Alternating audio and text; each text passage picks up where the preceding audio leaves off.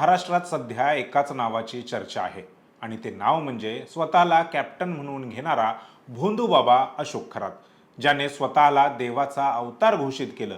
ज्योतिषशास्त्राच्या नावाखाली शेकडो महिलांचं आयुष्य उद्ध्वस्त केलं. आज तोच अशोक खरात पोलिसांच्या तावडीत असून त्याच्या पापाचा घडा आता भरला आहे अशी चर्चा सध्या सुरू आहे. गेल्या 2-3 दिवसांपासून सुरू असलेल्या SIT चौकशीत अशा काही गोष्टी समोर आल्यात ज्या ऐकून तुमच्याही पायाखालची जमीन सरकली जाईल. अशोक खरातचा काल व्हायरल झालेला तो व्हिडिओ, ज्यामध्ये त्याला नीट चालताही येत नाहीये, त्यामागील सत्य काय, त्याच्या ऑफिस बॉयने पोलिसांना नक्की काय सांगितलंय आणि 1,500 कोटींच्या साम्राज्याचा पर्दाफाश कसा झाला, या सर्वच प्रश्नांची उत्तरं पुढच्या काही मिनिटांमध्ये शोधण्याचा प्रयत्न करूयात. नमस्कार, मी संकेत आणि आपण पाहत आहात मुंबई आउटलुक. गेल्या काही तासांपासून सोशल मीडियावर एक व्हिडिओ तुफान व्हायरल होत आहे. या व्हिडिओत दिसतोय तो म्हणजे एकेकाळी दिमाखात चालणारा, वावरणारा अशोक खरात. परंतु आज त्याची अवस्था पाहण्यासारखी झाली. पोलिसांनी त्याला एका अज्ञात स्थळी नेऊन चौकशी केली आणि त्यानंतर जेव्हा तो बाहेर आला तेव्हा त्याला 2 पोलिसांचा आधार घेऊन चालावं लागलं. नेटकरी म्हणतायत की पोलिसांनी त्याला चांगलाच प्रसाद दिलेला आहे. परंतु काय आहे यामागचं सत्य? सूत्रांनी दिलेल्या माहितीनुसार खरात तपासात अजिबात सहकार्य करत नव्हता. तो पोलिसांनाच श्राप देण्यापर्यंत गेला होता. माझ्यावर हात टाकाल तर तुमचा कोप होईल असं म्हणणाऱ्या खरातला जेव्हा खाकी वर्दीची ताकद समजली तेव्हा त्याचे सर्व अहंकार गळून पडले. स्वतः तोही गळून पडला. नाशिक जिल्हा कायद्याचा बालेकिल्ला असं म्हणत खरात चालताना दिसत आहे. कायद्याचा बालेकिल्ला, नाशिक जिल्हा बालेकिल्ला. 7-7 तास चाललेल्या या मॅरेथॉन चौकशीत खरात पुरता कोलमडून गेला आहे. अज्ञातस्थळी नेऊन केलेली चौकशी ही तपासाचा एक भाग होती, जिथे त्याला अनेक पुराव्यांशी समोरासमोर उभं केलं गेलं. अशोक खरात हा केवळ अंधश्रद्धाच पसरवत नव्हता, तर त्याने फसवणुकीसाठी आधुनिक तंत्रज्ञानाचा आणि साहित्याचा वापर केला होता असं तपासात समोर आलेलं आहे. तो मंदिर परिसरात बनावट साप ठेवत, हा साप रिमोटच्या साहाय्याने हलवून तो भाविकांना साक्षात ईश्वरी संकेत असल्याचे भासवायचा. या भीतीपोटी अनेक भाविक त्याच्या चरणी शरण देत होते. त्यासोबतच दहशत निर्माण करण्यासाठी आणि स्वतःकडे अघोरी शक्ती असल्याचे दाखवण्यासाठी तो नकली वाघाच्या कातड्याचा वापर करत होता. मंदिर परिसरात अशा वस्तू ठेवून तो तिथले वातावरण अधिक गूढ आणि भीतीदायक बनवायचा. सोबतच त्याने हिप्नोटिझम कलेचा गैरवापर केल्याचेही धक्कादायक बाब आता समोर आली आहे. ही कला वापरून तो लोकांच्या मनावर ताबा मिळवायचा.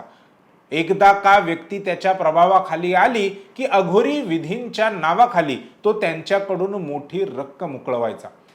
खरातची आर्थिक फसवणूक करण्याची पद्धत अत्यंत चपलक होती. तो बाजारात सहज आणि स्वस्त मिळणारे रानटी चिंचोके पॉलिश करून ते अत्यंत दुर्मिळ आणि चमत्कारिक असल्याचे सांगायचा. ज्या वस्तूची किंमत बाजारात 100 रुपयेही नसेल ती वस्तू तो 1,000 ते 1,00,000 रुपयांपर्यंत विकायचा. याशिवाय काचेचे तुकडे आणि साधे खडे दैवी रत्ने असल्याचे सांगून त्याने भाविकांची मोठी आर्थिक लूट केली असल्याचे देखील तपासात आता उघड झाले आहे.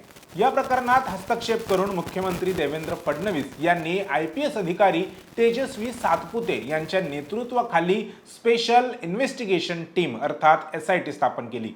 पहिल्या दिवशी 7 तास आणि दुसऱ्या दिवशीची अज्ञात स्थळावरील चौकशी, यातून बऱ्याच गोष्टी समोर आल्या.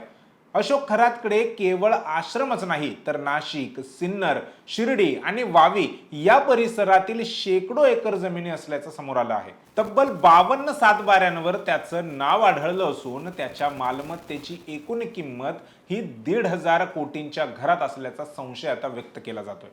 खरात केवळ ज्योतिष सांगत नव्हता, तर तो उपचाराच्या नावाखाली अघोरी प्रकार करायचा. एक व्हिडिओ समोर आला आहे ज्यात तो एका अल्पवयीन मुलीच्या पोटावर इंटरनेट केबल टेस्टर फिरवून उपचार करण्याचा बनाव करत आहे. हे पाहून कोणाचंही डोकं सुन्न होईल. यातील धक्कादायक बाब म्हणजे हे कृत्य तो त्या मुलीच्या आईसमोरच करताना दिसत आहे. कालपर्यंत खरातच्या बाबतीत सांगितलं जात होतं की त्याच्या एका पेनड्राईव्हमध्ये 58 व्हिडिओ आहेत. मात्र 2 दिवसांपासून सुरू असलेल्या या तपासात पोलिसांच्या हाती खरातचे 100च्या जवळपास व्हिडिओ हाती लागले आहेत, ज्यात तो महिलांचे लैंगिक शोषण करताना दिसत आहे. यातील अनेक व्हिडिओ त्याने स्वतःच रेकॉर्ड केले होते, जे आता त्याच्या विरुद्ध सर्वात मोठा पुरावा ठरत आहेत.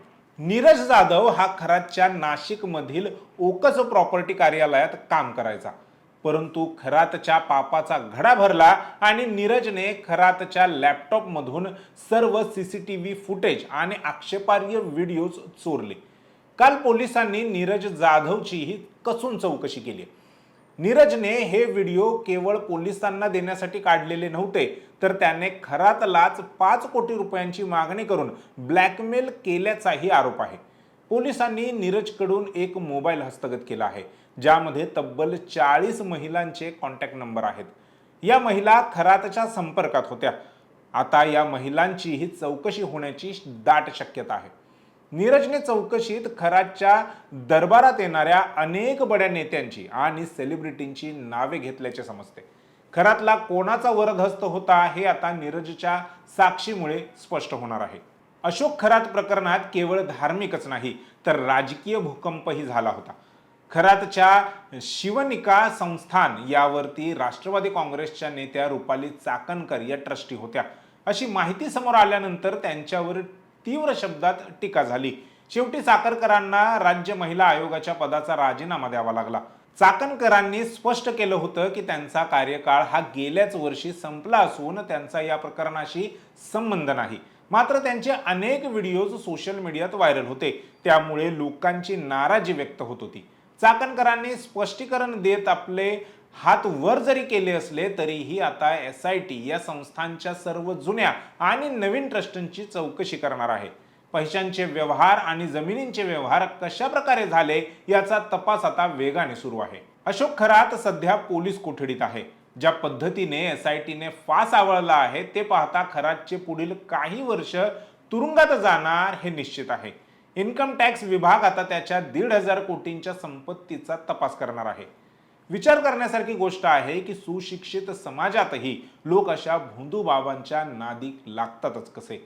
केबल टेस्टरने पोटावर उपचार करणारा माणूस हा देव कसा असू शकतो? अशोक खरातचे हे प्रकरण म्हणजे अंधश्रद्धेचा एक भयानक चेहरा आहे. पोलिसांनी त्याला दिलेला प्रसाद हा केवळ सुरुवातीचा भाग आहे. खऱ्या चौकशीतून अजून बरेच चेहरे समोर येतील अशी अपेक्षा आहे. मात्र गेल्या काही SITच्या चौकशींचा अभ्यास केला तर त्या चौकशींचे पुढे काहीच होत नाही असे दिसते. त्यामुळे या चौकशीतून तरी काही निष्पन्न होईल काय असा प्रश्न आता विचारला जात आहे.